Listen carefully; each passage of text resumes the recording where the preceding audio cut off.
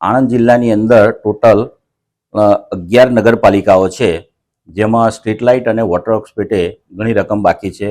જેમાં ખંભાત નગરપાલિકા છે એના સ્ટ્રીટ લાઇટ અને વોટર વર્ક્સ પેટે 10.28 કરોડ રૂપિયા અને પેટલાદ નગરપાલિકાનું સ્ટ્રીટ લાઇટ અને વોટર વર્ક્સ પેટે 7.63 કરોડ રૂપિયા.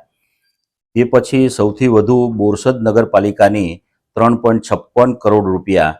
આમ 11 નગરપાલિકાઓમાં વોટરવર્ક્સ અને સ્ટ્રીટ લાઇટ પેટે ટોટલ જિલ્લામાં 31.31 કરોડ રૂપિયા બાકી પડે છે.